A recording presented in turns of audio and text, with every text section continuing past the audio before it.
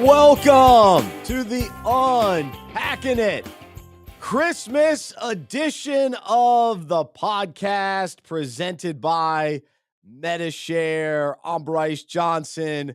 Today on the show, we will unpack a little bit of sports, a whole lot of Christmas, and of course, as always, we'll talk Jesus and faith and life, and we love doing this with the Unpacking It community of sports fans, and we have enjoyed being with you all year long as we celebrate 9 years here at Unpacking It. And so thank you for being a loyal listener of this show. And if you have been a consistent listener over the years, hopefully you have enjoyed the Christmas special each year, as it gives us an opportunity to goof around a little bit, talk Christmas movies, Christmas traditions.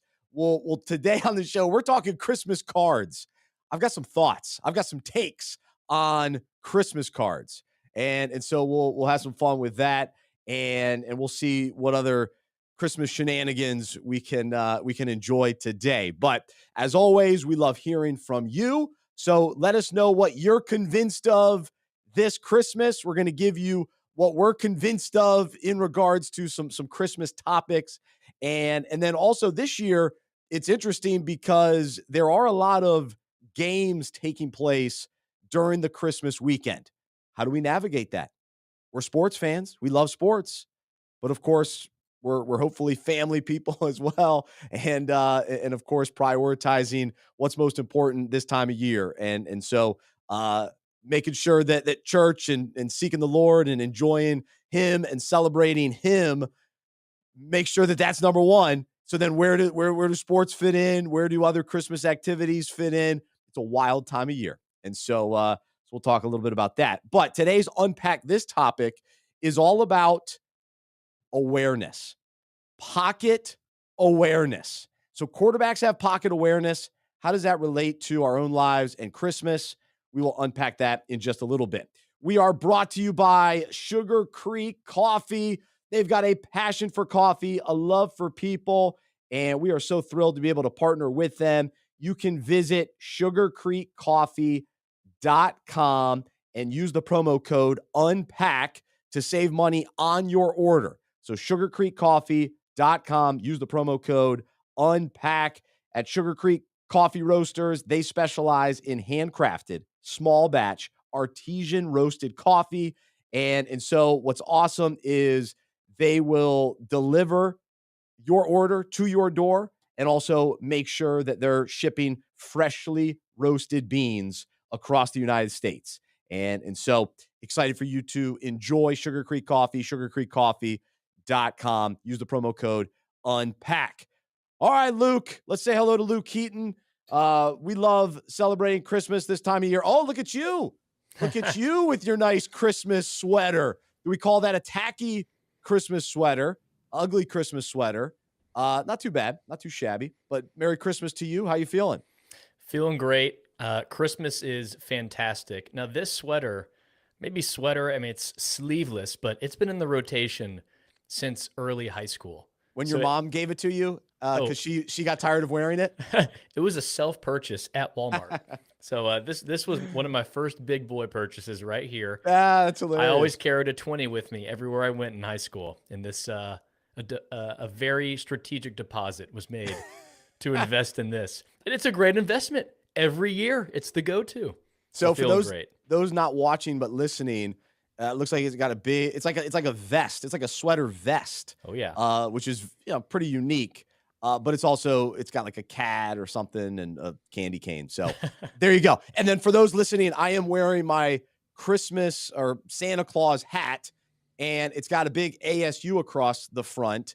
And I actually got this hat at the national championship game back in 06 or 07 when App State went 3 straight national championships in the FCS level. And I was a student during that time. But what made that time of year so awesome and why I'm so excited about the college football playoff is, and actually I don't know the timing of how they're going to do it in college for FBS, but for the FCS, we would go from Thanksgiving until Christmas break. and we'd have a football game every weekend. And I would, finish exams and stay up in Boone and then wait to watch my team, win in the semifinals and then travel to Chattanooga for the national championship. And then I would go home for the holiday season. And it was awesome. It was just such a great way to end the semester. So good. So yeah. So anyway, this is my App State championship Santa Claus hat that I get to represent. We ended the year when my time as a student, we either ended the season after 9 wins going to the Gator Bowl or the what's the bowl that's the Belk Bowl in Charlotte. Got blown out in the Belk Bowl when I was in college. That's the Duke Mayo Bowl now. Oh, it is. Hey, I'm a proud owner of Duke's Mayo. Like every 2 weeks, I make a new investment. Great, rich, creamy, so good. I'm not anti-mayo, but I'm not a mayo. I'm more of a mustard guy. I'm fine with both, but I have to have mustard on my sandwiches. I've never even heard of mustard as a substitute for mayo. Oh yeah. Oh, I mean, both is best case scenario. But if I don't feel like monkeying around with the mayonnaise, then I'm gonna go just mustard. It's always good. But I love all kinds of mustard. Traditional, Dijon, the honey mustard, all of it. Yeah, honey mustard's a game changer. There's one other good one. Dijon, like a is that like the French pronunciation? Everyone in Texas says Dijon. Dijon mustard. You're saying Dijon. Dijon mustard. Dijon. Yeah. There's one other one I can't think of right now. Brown mustard. Brown mustard's good too. So anyway, I'm all in on that. Well, all right, we'll do Christmas, what we're convinced of in a moment, but let's start. We're going to get some sports talk out of the way initially, and then we'll dive really deep into Christmas. Oh yeah. But like I said, Saturday games, Sunday games, NFL, NBA, bowl games, a lot going on. Thursday night football, all of it is happening right around all the Christmas festivities. Don't forget about Boxing Day. The Premier League makes a return December 26th. So if you're into that, I got to give my soccer shout. Hey, we have some loyal listeners who appreciate the soccer talk. So Boxing Day, December 26th. After you've had great days on the 24th and 25th, it's not over. You're waking up. It's the return of the Premier League from the World Cup break. So had to shout out the Premier League. I won't be watching that, but that sounds nice. So we have our options. I will say, because it's more of a tradition, keeping an eye on the NBA games in the afternoon is fun. Now, I'm not locked in by any means, but if it's on in the background, if my daughters are playing with some of their toys and I'm able to at least keep it on in the back, that's fine. But for one, I do not prioritize watching sports during the holidays. Like I told you about Thanksgiving. I was there. I was trying to watch the game. It's just not happening. So I just embrace it. I embrace being a dad. I love being a dad, and I love the holidays. So I'm all in on the Christmas festivities. We've got a lot of fun traditions, eating cinnamon rolls, opening gifts, seeing my parents, all that kind of thing. And so if I miss the games, I'll be okay. Now, don't get me wrong. I'll have my fantasy lineup set and all that kind of thing, and I'll be keeping an eye on what's happening. And then maybe that night, I'll still have a Christmas movie on, but on the second TV, I'll have the games on. But where do you come out? I'm prioritizing NBA, NFL, all the college football going on all weekend. Yeah, NBA gets the priority just because that's the traditional thing. NBA Christmas is always fantastic. Now, sometimes they're blowouts. Mavs got absolutely obliterated a few years ago by, I believe, the Lakers. They're playing again this Christmas. It could be a disastrous game. Mavs not looking good. Lakers not looking good. But, I'm not surprised by your answer. I thought you were going to take it a different direction, though, because you're did. Mr. I don't like my food to touch. You want to watch all NFL. Then when the NFL's over, then I'll transition into basketball. Whereas all the food's mixed up into a big bowl. I'm eating all of it. I'm watching all of it at the same time. So I'm probably going to have it all on it's probably 1A NBA, 1B NFL. That's fair. Now, just to clarify, I like my food to touch. So you've put that on me. And one of my favorite fast food items that I may only get once a year is the KFC bowl, the potato bowl. Good. with So potato good. corn, all of it mixed in. Oh yeah. So I love that's my favorite kind of thing. So now when it comes to sports, like I've said over the years, I love football season and then I love basketball season. And basketball takes a backseat until football is over. But like I said, Christmas, it is sort of an NBA day. This is the one unique year where there will be NFL games. But you got the Packers, Dolphins, which maybe is interesting.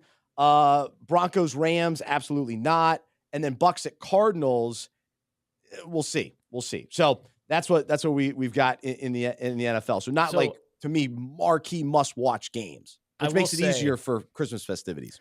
my concern as I think about it now, and this is a concern that is recent in my life, and once getting married, less things I can control. Growing up, That's I an know understatement. I know what yeah, in many ways. I know what TVs are going to be on. I know where I'm going to be for Christmas every year. I know which family members love to watch sports. Growing up, it's a guarantee. NBA is going to be on. If NFL's on, we're going to watch NFL. Sports is an expectation. This year, we're at Madeline's parents' house. Now, they enjoy sports. Her dad likes watching sports, diehard Aggie fans. But I'm not familiar enough with their Christmas setup to really be able to set an expectation on, are there going to be games on all day? Am I going to have to, it's probably not going to be me. I'm going to be whispering or texting Madeline, hey, get these games on. You got to get these games on. Ooh, yeah. So Yeah. I'm a little concerned. I'm not sure what the situation's going to be. I mean, I haven't been married 2 years yet. So we're still coming up on 2 years. There's a lack of familiarity where I'm a little nervous about it. No clicker control for you. That No, you're not in no. charge of the clicker. There's Oh, no way. So you got to earn that right. yeah. But good luck with that. That seems like a challenge. Uh, So yeah. I at least have home field advantage and so I'm a big mute guy. I don't mind having games on in the background. I don't have to. It's funny because I love broadcasters and I love listening to games. True. But I've accepted the fact that I may not always be able to listen and I can just watch in the background, and I'm okay with that. So that's our approach. What's yours this weekend? Do you care at all, or you got too many Christmas festivities going on and just embracing those, and you'll circle back the following week? Then we get real, the college football playoff, which will be fun. For New Year's. Then you're fighting with New Year's. Then you got New Year's plans. That's a whole nother topic, which is crazy too. But let's get into what we're convinced of Christmas edition. And I say this every year, and so I'm going to start with it again. I'm convinced that Home Alone 2 is better than Home Alone 1. And it's what I'm most passionate about every year because it's always such an intense conversation with a lot of people because people do feel strongly one way or the other. I've rarely met anyone that does not like Home Alone or Home Alone 2. But for the most part, everybody I meet has a strong preference. Oh, yeah, this one's better. I like both, but this one's better. And I am so adamant that Home Alone 2 is faster paced, more entertaining, better one-liners, just the intensity, the whole scene, with the bad guys in the abandoned house is better than at the real house, the McAllister house in the first one. So anyway, that's my what I'm convinced of. So we can go back and forth. You can respond to that or add your own convinced of. So I'm not going to argue on it. I will ask, have you ever seen the rest of the Home Alones? So allegedly, there's apparently 6 of them. Yeah, I've I don't know if dabbled. they're I've legit or not. dabbled, but I don't like to. That's a separate. They're not a part of the Christmas. The first 2. So Yeah. I can't include them. So I'm not going to fight you on it. My soft take is they're both tremendous. And every year, you got to watch both of them. Regardless if you That's think fair. 1 or 2 is the best, you got to watch both. Which leads me into what I'm convinced of today. And I realize this may put me in hot water with some folks, but I think people need to come to this realization. And I think more people are. And I'm convinced that Elf, it's losing its flair. Once coined as the Christmas film of the century, Ooh, it coined is that. by many. I mean, it's one of the greats. Will Ferrell's everything about it is fantastic. However, it's losing its flair to me. It is no longer a must watch every year for me at Christmas. It's not in the rotation. And I will say this, Madeline, die-hard Elf fan growing up. I mean, the New Year's party we met at, she's known for just being able to quote minutes at a time, lines word for word. There was a work talent show, and it was very low key, but her thing was she did a 3-minute monologue from the movie, acting out both parts. I mean, die-hard Elf fan. Her and her friends know so many of the lines. And I confirmed with her before the show, and she thinks, yeah, I don't think it's a must-watch either. Because people are asking, hey, have you watched Elf yet? And her and I are thinking, I don't think we need to. We're not really in the mood. I think some people are starting to see this. It's losing its magic. Well, is it because it's just so over the top and silly that once you've experienced it a certain amount of times, you're just like, yeah, I mean, it's funny, but it's just, I've already laughed at this so many times. It's true. Versus, to me, which I'll talk about later as we reveal our top 5 movies, but I've been very adamant about this for a long time, even on other podcasts throughout the year. But Santa Claus is the best movie. And the reason that, like, I can't watch it enough. I don't get tired of it. It's because it's such a deep-rooted story that it fits into at least the secular aspect of Christmas so well, right? Just with Santa, and Tim Allen's like the perfect Santa Claus. And so it's not over the top. I mean, it's magical from that standpoint, but it's not over the top. I mean, Will Ferrell is over the top. He's a grown man as an elf in New York City. Mm-hmm. And so I understand what you're saying. Eventually it just wears off on you. Like, yeah, Maybe, okay. yeah. It's a funny concept. But do I have to indulge in it every year? Not so much. And I'm actually right there with you. Yeah. I love it, but I don't have to watch it every year. Yeah, that's true. It's just kind of sad because for a while, and probably for most people still, you got to watch Elf every year. It's not if you watch Elf, it's when. But you may be right. Maybe the Napoleon Dynamite effect. It's just you've watched it so many times. It's just, does it hold up as much anymore? You almost have to get yourself amped up for it. Whereas Napoleon Dynamite, you watch that movie. I mean, it's an unbelievable experience. And now it's like, I don't know. I don't need to watch it again. We've never talked about this on or off air. Not a fan of Napoleon Dynamite. So that's a topic for another day. We'll have to unpack sometime else, some other time. Not a fan though. Never got into it. Didn't get it. That's surprising. I feel like that's right up your alley. No, didn't work for me. So that might be surprising. But I'm a huge Will Ferrell fan, and so I like Elf, and I don't mind watching some of the clips. Like the mail room scene is one of my favorites. Yeah. So what I do is I pull up on YouTube some of the fun scenes, and even in different movies that like throughout the Christmas season, I can pull up and watch. Some of them I can watch with Maddie. And so it's fun. So that's where Elf is at the moment. And I think big group setting, it still holds up. But when Madeline and I are discussing sitting down on a weeknight after dinner, hey, what do we want to watch? We'd rather watch other things. Okay. And even recently over Thanksgiving, we started watching some Christmas movies, and my mom was like, hey, let's turn Elf on. And I'm thinking, I'm not sure. We ended up watching Christmas with the Cranks. So it ended up being a great investment of time. But Elf, just not amped to watch it. Yeah, good take. All right, so here's what else I'm convinced of that I mention every year is that I can't help but love the original Christmas songs that I fell in love with, as a kid. That's the one that I know the best. And so the reason I say that is it's always cool that new artists come out with Christmas albums, right? And I'm always waiting for that next great Christmas song. However, I think it's really, really hard. I'm convinced that it's very hard to kind of infiltrate the classics, the traditional Christmas songs.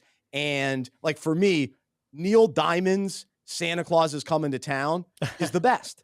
And so I'll hear other people sing it or whatever. And it's like, oh, that's nice. But for me, it's Neil Diamond. And so, some of those classics, I don't even necessarily know all the artists of just the ones that come on the radio. And you're like, this is the best version of this song.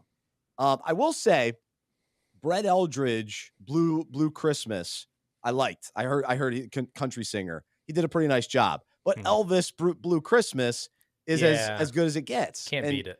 And so, and actually that's Maddie's favorite because her favorite color is blue. So she doesn't know what it really means. Blue Christmas. Panthers blue? That's right. That's right.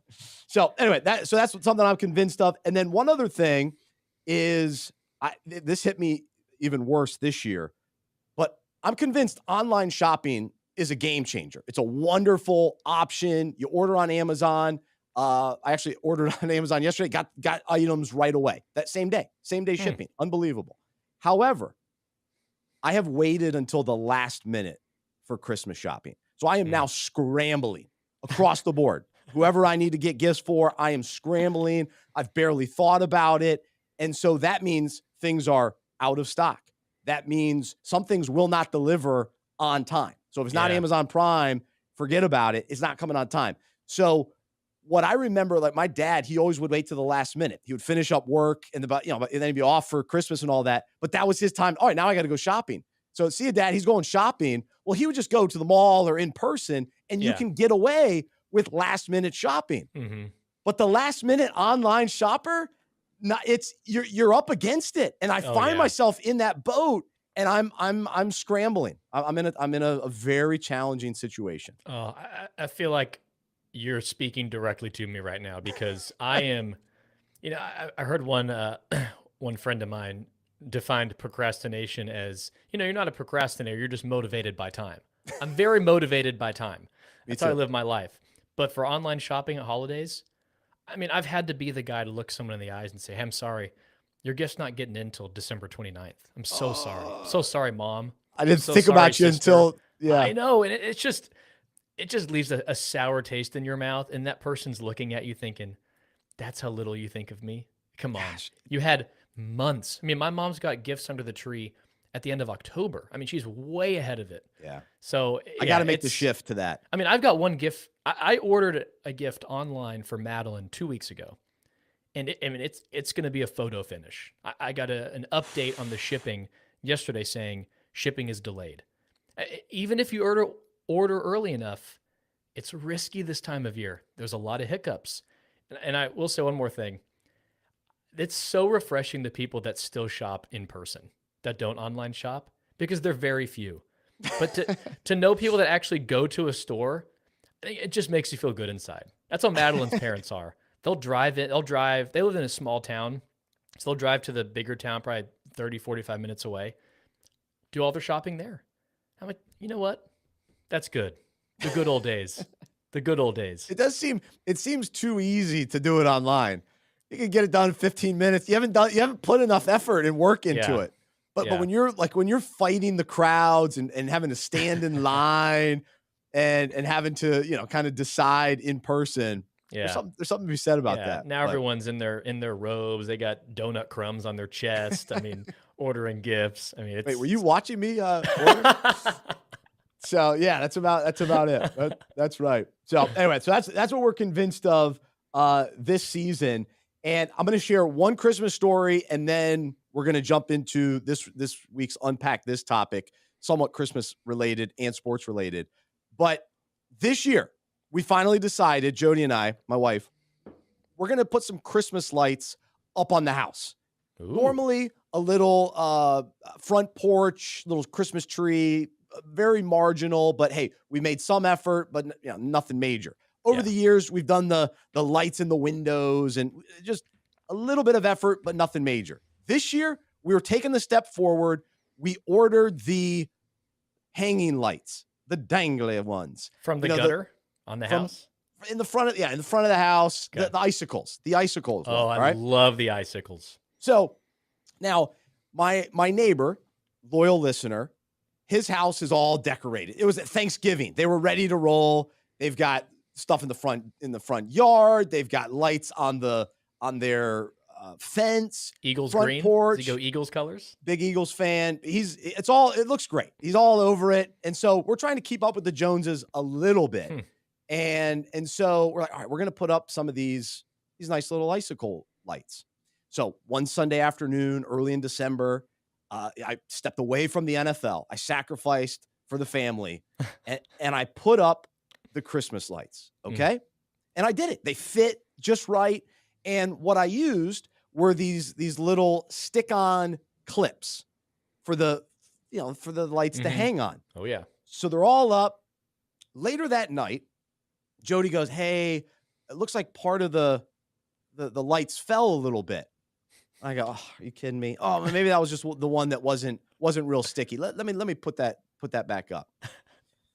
So we fixed that one. Either I can't remember if I did or she did, but we fixed it a little bit. And all right, fine, we're good.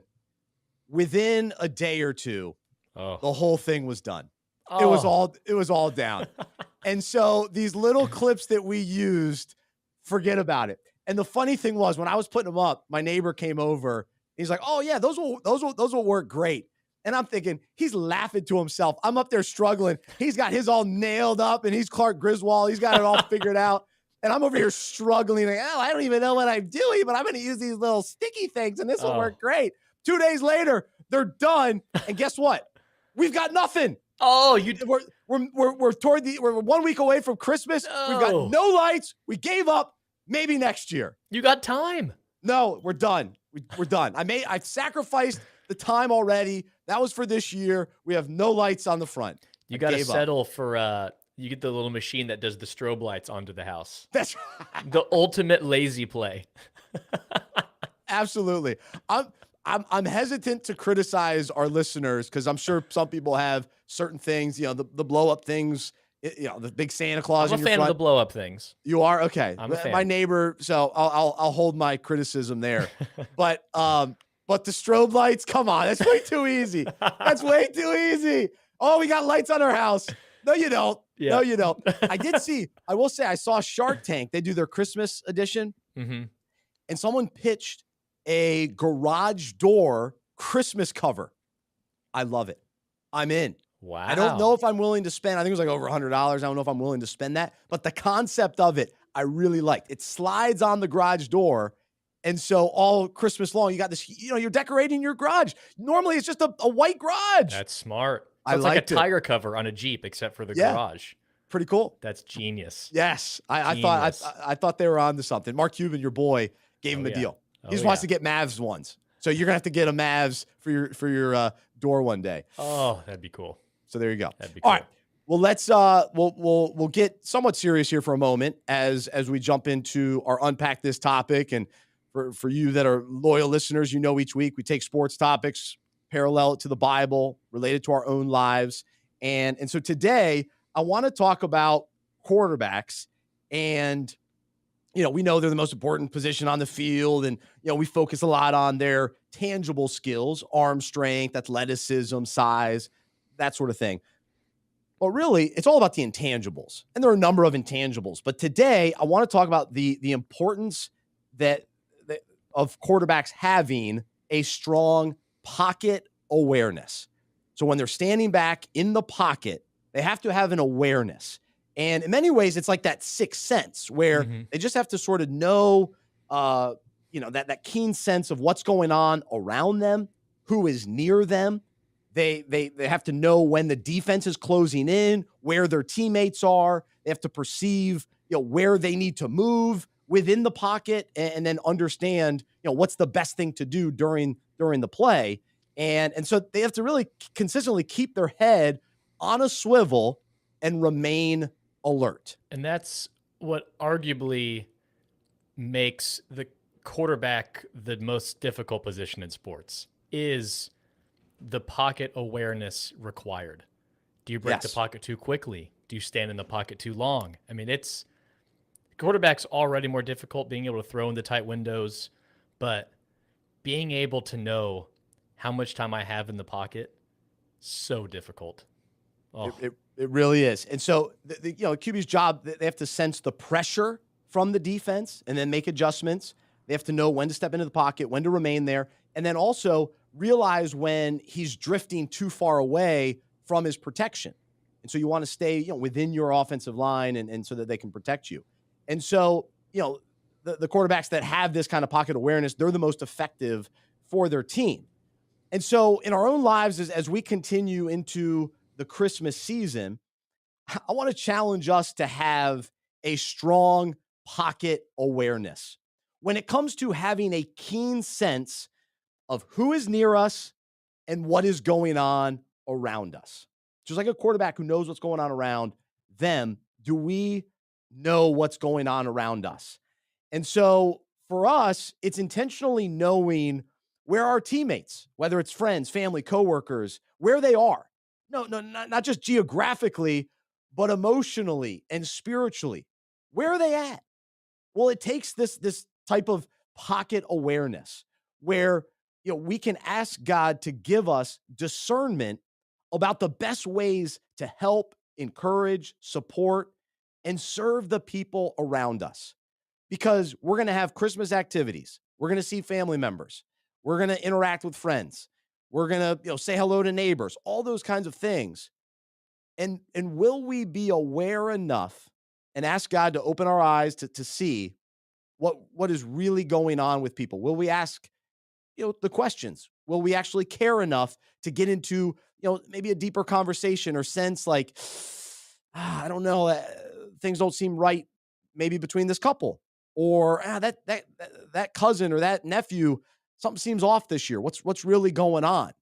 Or just being alert, whatever that may be, and figuring out, okay, should I step up into the pocket right now, so to speak, or should I back off? Maybe I got to step out of the pocket. And so having that type of awareness, that pocket awareness.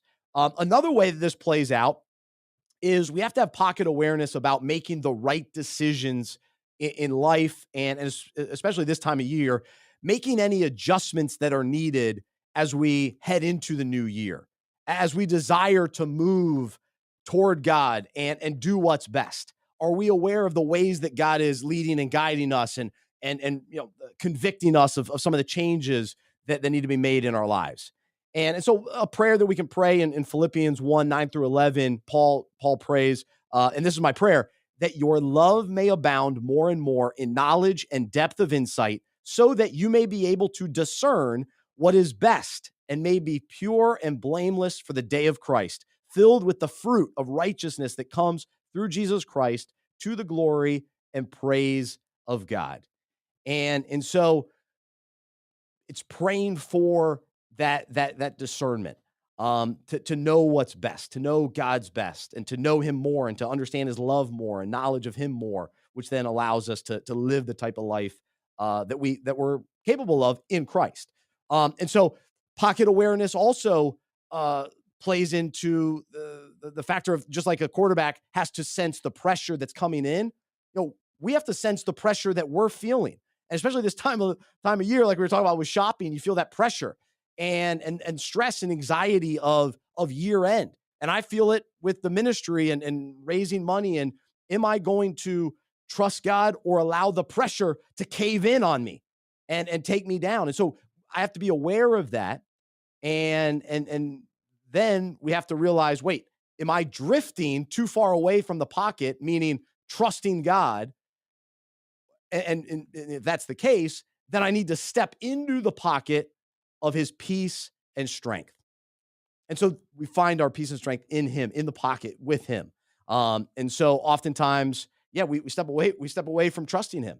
And then we're not near that protection, so to speak, like a quarterback.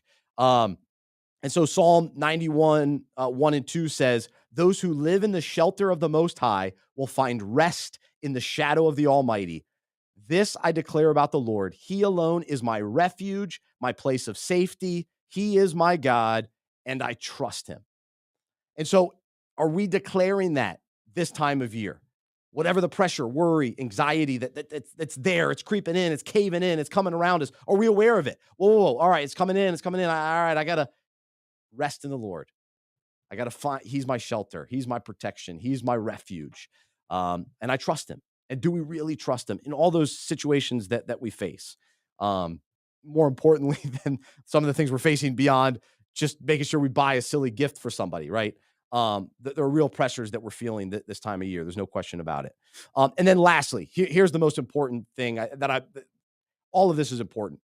What I'm most passionate about this time of year in particular, is the pocket awareness that we have. Is it leading us to sense God's presence, knowing that He is with us?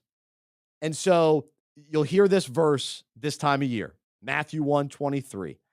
The virgin will conceive and give birth to a son, and they will call him Emmanuel, which means God with us.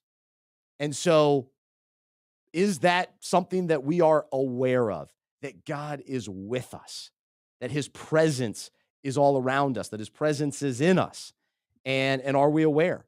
And so, as we celebrate Jesus this Christmas season and acknowledge God's presence in and around us, let's make sure that we have the pocket awareness to truly take notice of him, to take notice of him in everything that we do, even in the Christmas movies that we watch, the Christmas songs that we listen to. Of course, when we go to church, of course, when we're with our family and friends and we're celebrating.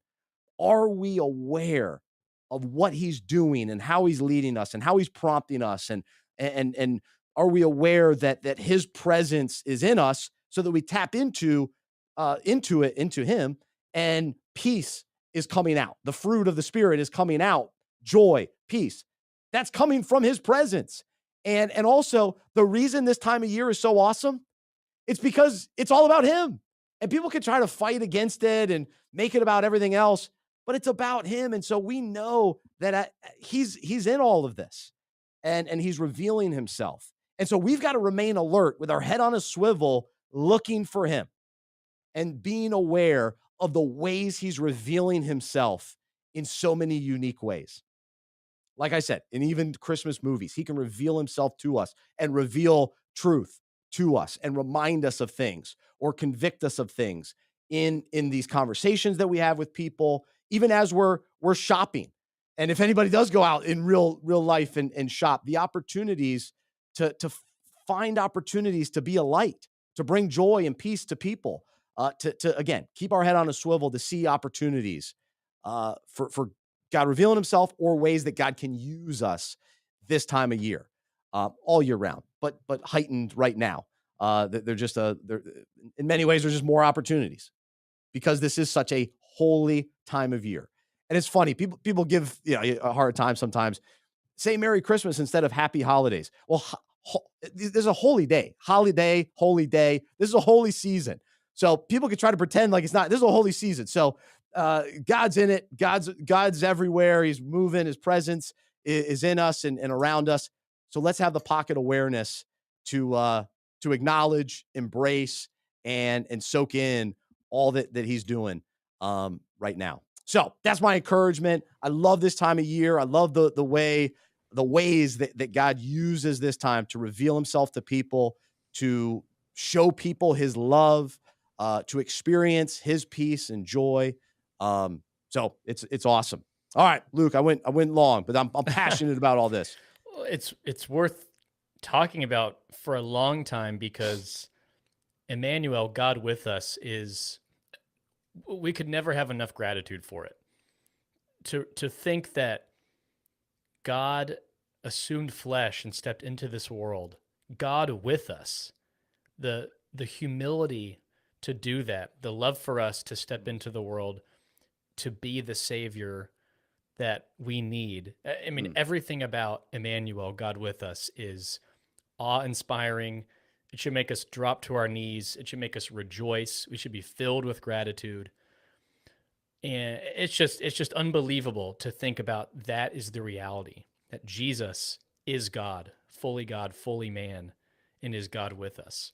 And that it was prophesied hundreds of years prior that God always had a plan to do this. And that's just absolutely incredible. And gratitude should be one of the common things in our minds and in our hearts this time of year. And thinking about pocket awareness, I don't know why I started thinking about Tim Tebow, but that's my guy right there. I grew up kind of a Florida fan because I was born in Florida. And so I loved watching Tim Tebow. But I remember when he got to the NFL, a lot of scouts and just TV heads were saying, his arm is too low. On his throwing motion, he brings back the ball too low. And in the pocket, defensive linemen and defensive ends are going to swipe at the ball, and he's going to fumble all the time. So I think this time of year, as we enter into another year, it's important to have awareness of how are we operating? What's our throwing motion? Are we aware of our shortcomings, things we need to improve on? Are we aware of things to celebrate? So just the idea, Tebow had to change his throwing motion so he wouldn't fumble in the pocket, and he had to have that awareness of how he was previously operating in the pocket. And I just think as we launch into the new year, goals as a couple for Madeline and me, goals as a man going into the new year, not just Oh, for the sake of flimsy goals that are just going to last for 2 weeks, but you know, what am I proud of about this year? What do I need to be aware of? Things to celebrate that God's really done in my life that I've been that's right. praying for. We often pray for things, but when God answers them, do we actually thank Him for it? And also, what are things that I need to continue asking God for? Hey, God, I need your grace to continue to improve in this area. And then also, God, give me awareness. Give me pocket awareness on things I need to improve on. So that's kind of what I'm thinking about this time of year is, what about my throwing motion Mm. needs to be changed? Is my arm angle far too low? If you're Tim Tebow, it was far too low. But neither here nor there. No, that's good stuff. So yeah, I think it's great to be intentional about our mindset and approach to each thing that we're doing always, but this time of year, tonight I'm going to a Christmas parade. To not just go to a Christmas parade. All right. What's the next thing? All right. Let me be aware. What's God doing in and around me, and being sometimes still enough or quiet enough to Mm-hmm. hear His voice and sense His promptings, and so that's that pocket awareness. So I and think that's. Go ahead. no, I was just gonna say the other thing. People are hurting. People that you wouldn't even expect or normally think are struggling Mm. inside, emotionally, mentally, sometimes financially, all these things. And it takes a sense, it takes some awareness and intentionality and discernment and trusting God to show you, hey, I need you to step into this. I need you to say an encouraging word, or I need you to listen to this person. And we have to be willing to do that. And I know it's a busy time of year and it's like, I just got to get on to the next Christmas party. What if we actually paused and embraced each Mm-hmm. conversation and each interaction a little bit more? So that's what I'm Yeah. passionate about. Well, I want to comment on both of those because those are really good reminders. The first one is, yeah, when we show up to just the normal Christmas rhythms and routines that we've grown to expect every year, yeah, let's pause and do it intentionally. Let's not just put up the Christmas tree and hang up the Advent calendar, but let's really be, and I'm speaking to myself here because I've not done a good job at it this year. I mean, we have an Advent calendar up, but I've not been intentional about it. I'm just kind of going through the motions, but let's not waste this time of year that, as we've been talking about, should produce so much gratitude. Let's go to these routine Christmas things with the eternal perspective of, why are we even doing these things? Mm, Let's not just waste the holidays. Yeah, they're fun. Gift giving is so great, but let's intentionally do it to the glory of God. And let's not miss out on what God's going to do in our own hearts as He stirs our affections for Him through these normal, routine Christmas rhythms.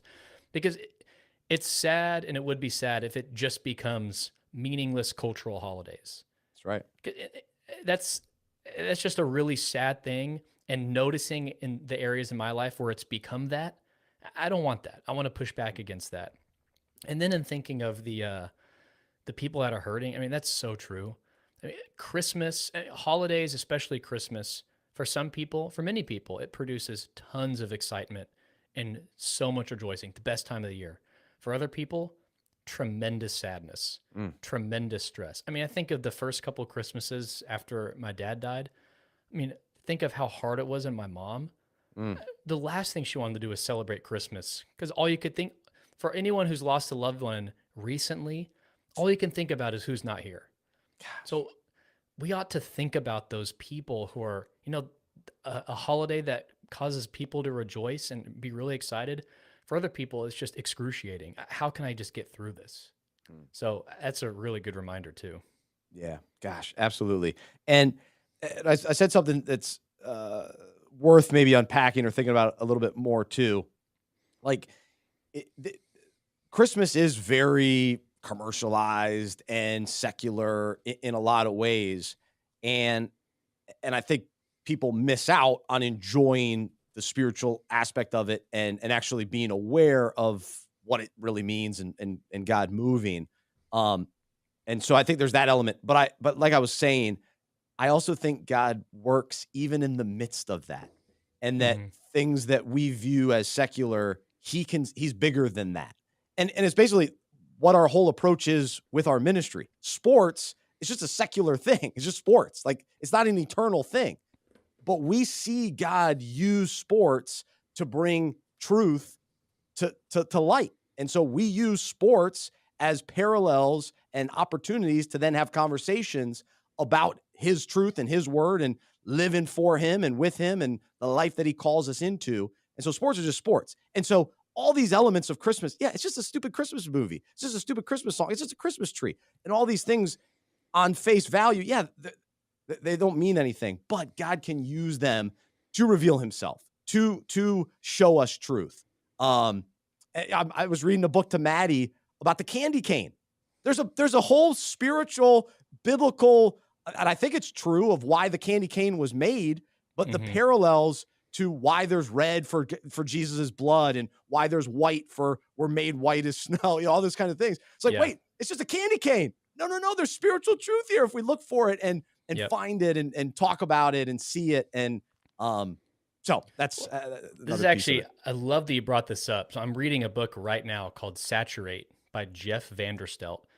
And the subtitle is essentially being how we should be disciples of Jesus in the everyday stuff of life. And I was literally reading last night before going to bed how we often make this distinction between sacred and secular, which in Right. some senses is good. You know, we want to know, okay, what are the things of the world? What are the things of God? That's right. However, oftentimes it causes us to incorrectly think that he's not involved in the everyday things of our life. God he does, and we can expect him to work in the everyday rhythms of our life. Not that we have to, oh, that's sinful. That's a thing of God. No, not that, but we should be looking for God in these Christmas rhythms, in the everyday things of our life, and not make this huge sacred secular cutoff, but really embrace God. Hey, God's a part. God can really work through sports, and He has. God's going to work through this Hallmark movie marathon I'm watching with my family, or I mean anything. So we should be expecting God to show up in these, what we call secular rhythms. Mm. Yeah, no, it does take some intentionality though for sure, for us to really maximize that, Hmm. to where we don't, yeah, stay on the surface level of things, to go a little bit deeper. So yeah, it's a great conversation. Appreciate your thoughts, Luke, and I'd love to hear from the listeners as well. Your thoughts on some of these topics and how pocket awareness resonates in your own lives. So always appreciate your comments and emails. Bryce at unpackingit.com. All right. So I'll share one thing real quickly, and then we'll talk Christmas cards and wrap up the show today. But I mentioned reading the candy cane story. So I love reading Christmas books to Maddie, my 3-year-old. I read to her most nights. We read multiple books every night. I got Wow. caught. I read one last night. It was way too long and not very good. A Berenstain Bears book, not so much. Ooh. But for the most part, I'm reading some really cool books. One about the donkey that carried Mary. Have you ever thought about the donkey that carried Mary? What's the perspective of him? Kind of cool. And then another one about 3 trees: the tree that became the manger, the tree that became the cross, and the tree that I can't remember what the third tree was. Anyway, those 2 trees and then one other one. I can't think of what the other. Darn That it, I poor can't tree. remember. He was about to get a shout out. Oh, I can't remember what it was, but it's a cool story. But what's fascinating is I'm reading children's books about the actual, story from the Bible of Jesus and his birth and all the elements that led to it. The shepherds and the wise men and all these kinds of things. But what's so funny is when you're reading these children's books, the choice that the author makes on what elements make the story and what don't, and how they, simplify and, try to explain to a young kid is fascinating to me. It's Hmm. been in one ways it's cool because I'm reimagining or re-experiencing the Christmas story, the Jesus story of birth, through the lens of a 3-year-old and all that. Yeah. But Luke, the idea that in a book they're going to try to explain that Mary was a virgin, which is a key, like this is a very important part of the story because it shows, Well, and it's of massive theological yes, importance. no question, no question, absolutely. But for a 3-year-old to try to like, how do you even explain that? And even as we're singing the one song about you're always round yon version, all that. So just as a dad, I'm in over my head a little bit, so I'm open to any suggestions on this for sure. But also it's funny because some of the stories they'll just say that they're married and they weren't married.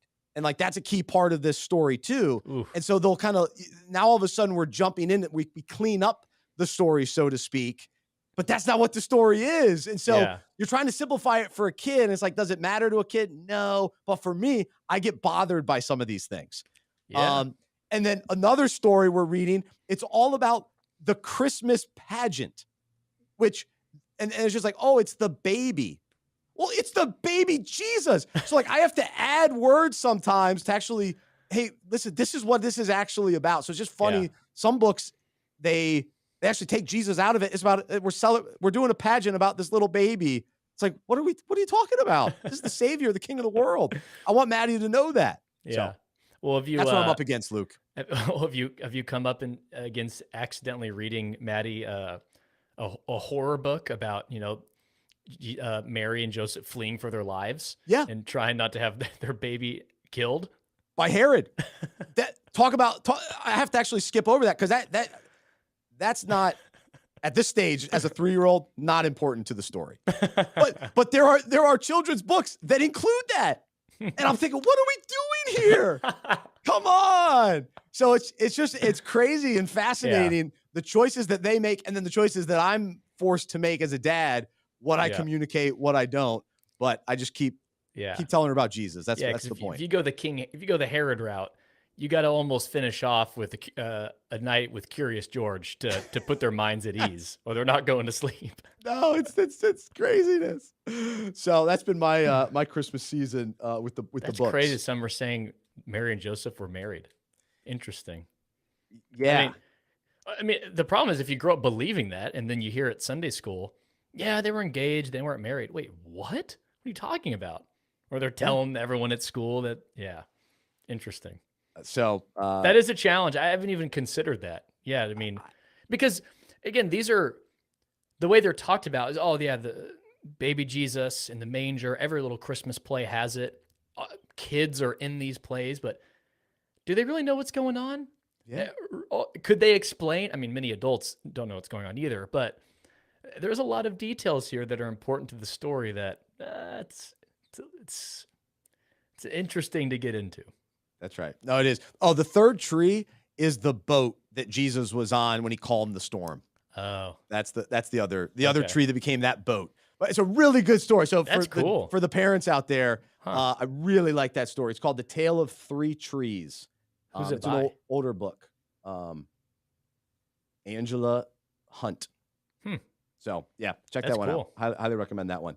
But there are a number of, actually, I've read some really cool, like there's one about Santa telling the actual Christmas story, the Jesus story. So that's kind of a unique spin on that, where he tells the animals in the forest the truth. It's not about me kind of thing. Well, not the truth of Santa's not real, but the truth of Jesus. So that's a fun one. So yeah, it's fun. All right, let's get to this topic because this was, I don't know, this is something interesting to me. So over the last, since I got married, we've been sending Christmas cards, and started off with just Jody and I. Now we have 2 daughters, and so we send a lot of Christmas cards out there. A lot of friends and supporters of Unpacking It, and so we send them out and enjoy doing it. What I've realized, though, there is a lot of psychology, a lot of sociology, a lot of just layers to what go into the giving and receiving of Christmas cards. Oof. And yesterday I caught myself because I'm opening Christmas cards, and it's so fun. I love seeing who's going to send, who's not Yeah. going to send, and then you open it up. But what do? You judge everyone. You judge. You can't help yourself. But as soon as you open it up, you judge, and you go, "Oh, that's cute. That's not cute. Why did they choose this picture? Oh, wow, I can't believe that guy. He's really lost a lot of weight. Oh, wow, he's put on a lot of weight this year." I mean, you just go through all that. And then it's hilarious to me too. I'll get some where it's from, maybe an older, like the grandparents, but they only send a picture of their grandkids. So they're not even in the picture. So at what point do you say, I'm going to send Christmas cards, not of me, no longer of me and who it's actually from? So that's fascinating to me, but I'll pause there, let you respond before I share a few other thoughts. Well, there's one card that's rightfully reserved for judgment, and it's you open up the envelope, and it's the family that sends a New Year's card. Get out of here with the New Year's card. I don't want to get a Happy New Year card December 16th. No, send a Christmas card. Don't send me a Thanksgiving card. Not funny. a New Year's card. No. It's Christmas card season. But no, it's fascinating. I as a kid, I loved getting Christmas cards. We had this closet door in our house growing up. There was reserved for all the Christmas cards. I was always fascinated with the cards that it was not one picture, but like 12 pictures of their whole year. I was like, oh, that's interesting. I wonder if we opted for that. Taking Christmas card photos was always a nightmare for me. I hated it. I always thought I looked horrible wearing a turtleneck or some outfit I never wore ever in my life, except for the Christmas card that we send to everyone. Hey, this is me. This is who I am. Yep. Except I never looked like this on any other day of the year. So that was never fun. But Christmas cards are. I don't know if what you had next for this discussion, but the biggest difficulty for Madeline and I right now is figuring out who to send it to. And I was trying to think of, is it more difficult to choose who's getting a wedding invitation or who's getting a Christmas card? Because you talk about the psychology and the sociology, it's interesting.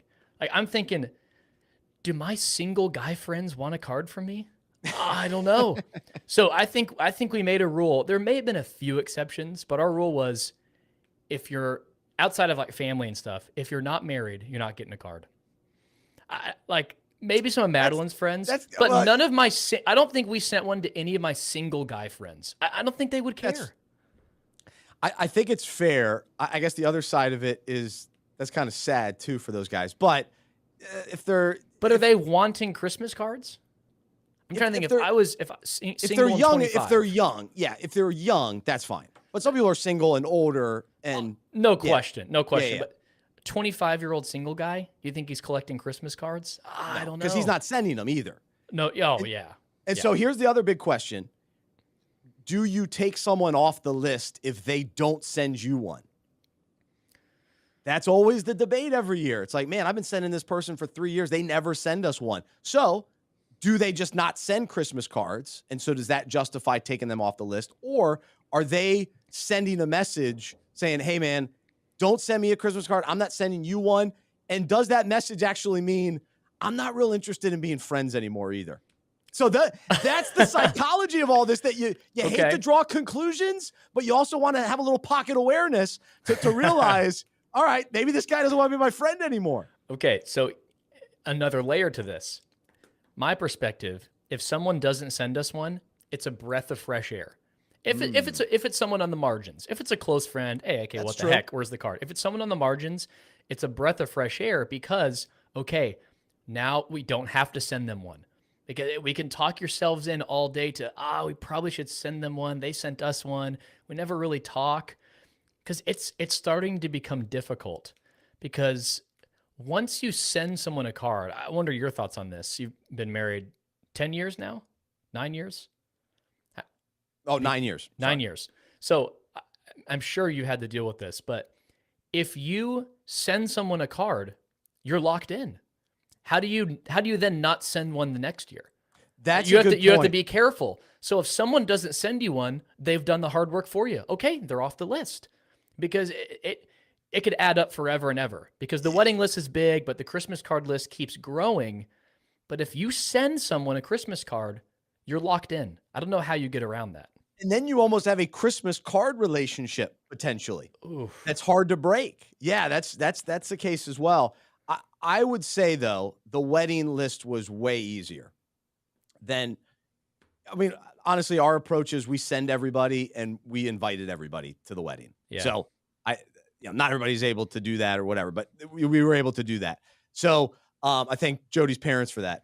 But we didn't have to really cut people. But I would say if I did have to cut people, I think the wedding, you know who you want at your wedding. Yeah. Versus the Christmas card, I think there's way more gray area because you could, hey, I know this person, but Jody doesn't know this person. And do we send it? Would it be weird if we sent it to them? They don't really know. They don't know me from a family standpoint. They only know me on a work standpoint. Have we crossed over to that personal side? Now I'm sending a personal Christmas card. That's where it gets funny. And actually, this happened to me. One of our loyal listeners who I've become friends with sent him a Christmas card this year. You know him as well, Luke. And he sends me a text yesterday and says, my wife called me in and says, hey, some random couple sent us a Christmas card. Come look at this. Hey, they do have cute daughters, but who in the world is this? And so he had a letter. Hey, that's my guy Bryce. What are we doing here? And so I'm sending some of those random ones. Whereas I think a wedding, it's pretty clear. Unless you're inviting coworkers sometimes maybe. Or business associates that they're just in your life at the moment, but maybe not long term.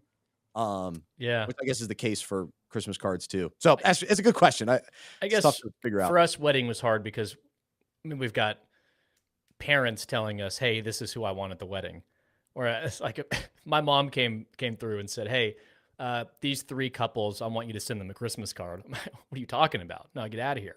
So. Get out of here, Mom. I love you. That's what I meant to say. That's right. But so it's, I think the only hard part with the Christmas cards is I don't think Madeline and I realized how quickly the numbers are going to add up. Like I think this year we ordered 50. And even that was like, oh my gosh. I mean, there's always going to be a cutoff eventually, but we're not even to year 2 of marriage yet. And it's already at 50. It's oof. So we're all, that's why we had to do if you're one of my buddies who's single, you're off. Sorry, you're off the list this year. Yeah, but no, that's a big challenge. But I'm just going to encourage everybody, starting with myself, try to look at these without judging. Try to look at the pictures without judging, because I even looked at the one that we sent from my immediate family, and then also my mom and dad sent one from the whole Johnson family, and I'm judging that one too. And I'm looking at one. And I'm going, man, I look fat in that picture. And then the other one, I go, I'm looking skinny in that picture. The picture's from the same day. So I'm judging before myself. and after Thanksgiving meal. Yeah, that's probably true too. But it's just it's funny. And actually, Saturday Night Live did a skit on this. I can't recommend it because it's kind of inappropriate. But the theme of what they were trying to accomplish is really funny because just the dynamic that goes into looking at Christmas cards, receiving them. Oh, am I going to get it from this person? Why did they send me one? Why didn't they send me one? It's a funny thing. We're funny people. Yeah. And it shines through Christmas cards of all things. So last question here. This is something that Madeline and I have had to think through. Are you disrespected if someone hands you their Christmas card rather than mailing it to you? Now, am I overthinking that? Because there's people, at our church, do we just hand them? Or is there something part of the Christmas card shenanigans, you've just got to put it in the mail, even if they live 2 minutes away? If you haven't put a stamp on it, forget about it. You get out of here with that. You better put a stamp on that. I want a Christmas card with a stamp on it, with my name written out with handwriting. No, I'm kidding. Oh, you're Mr. Label guy. I'm kidding. Oh, come on, get out of here. Totally kidding. If you're not doing a label, you're just wasting time at this point. I know. We're time wasters over here in the Heaton household. Oh, my goodness. You're writing out every address. I mean, Oh, it took yeah. us, honestly, it took us so long. We watched Christmas with the Cranks. We watched another movie. We went through 2 or 3 movies doing all of our Christmas cards. And we put, the sticker for the address, the return address, and the stamp. And it's stuff in the envelopes. Jody did that. But it took forever. So I You're can't counting down imagine the people days that until wrote it. Michaela and Maddie are able to do that for Oh, you. yeah, we'll have a whole assembly line. We'll be high efficiency on that one. Yeah. But I am going to start doing this in November. We waited way too late this year. It's got to happen earlier. Yeah. So, yeah. all right, man. Well, it has been a fun show. We've actually only scratched the surface on what we wanted to talk about. We did more prep for this show than all of our shows all year long. Hey, we're just 2 big Christmas guys. We're Christmas guys. So, all right, we'll end with this. Our top 3 Christmas movies, year in, year out. For me, number 1 is Santa Claus. Number 2 is Home Alone. I'm going to go number 3 this year, Christmas Vacation. Luke, what are your 3 favorite Christmas movies? So I'm going to start narrow. Well, I'm going to start vague. Anything Hallmark. That's your number 1? Yes. So because there's variety, anything Hallmark, I could sit down and watch Hallmark movies all day long. I mean, I was indoctrinated with that with my mom and sister growing up. Number 2, Polar Express. Oh, so good. The soundtrack, Josh Groban. Polar Express gets unbelievable amounts of hate for no reason and drives me bonkers. Polar Express deserves to be in the Hall of Fame of Christmas movies. It's so good. And then we watch it every year. We love it. Okay. Jody loves that's her favorite. So I'm going to let her keep that in her top 3. But yeah, we watch every year. So number 3 is difficult, but I'm going to go with a combo. It's the stop motion Rudolph the Red-Nosed Reindeer in The Year Without a Santa Claus. Stop it. Because I've got to shout out my boy Yukon Cornelius. Looking for silver and gold. No. I can't get enough of those movies. I realize that may seem outrageous to some of the people listening or watching right now, but every year I get, to me, it's that it just makes me feel like a kid again. And that moment, the older I get, is more precious to me. So those movies, they just emote this, like you said, with the original versions of songs. I think what makes those special is because they emote this feeling of being a kid again. And those stop motion movies do it for me. I love it. That's cool. I don't love those movies, but I love your connection to them. That's cool. I respect it. I like it. All right, man. Well, fun show, fun year here at Unpacking It. Thanks to everybody for listening, supporting. Man, we appreciate if you rate, review, share. Let us know some feedback for next year as we make adjustments to the show. Encourage everyone to have that pocket awareness. Be aware of what God's doing in us and through us. And remember, God is with us. Remember, his presence is right here in us. So let's tap into that. And so I encourage you to do so. And that's an encouragement to myself as well. So thank you so much for listening. For Luke, I'm Bryce. I'm a sports fan. I'm a Christmas fan who follows Jesus. I believe in the good news that he died on the cross for my sin. He was resurrected. And through faith, I've been saved by his grace. I hope that is true for you as well. And I hope you'll join me as we live life as sports fans who follow Jesus together. Check out sugarcreek.com. Use the promo code UNPACK. Have a wonderful Christmas. Happy New Year. We'll talk to you in 2023. Thanks so much. It's Bryce Johnson, the Unpacking It podcast, presented by Metashare.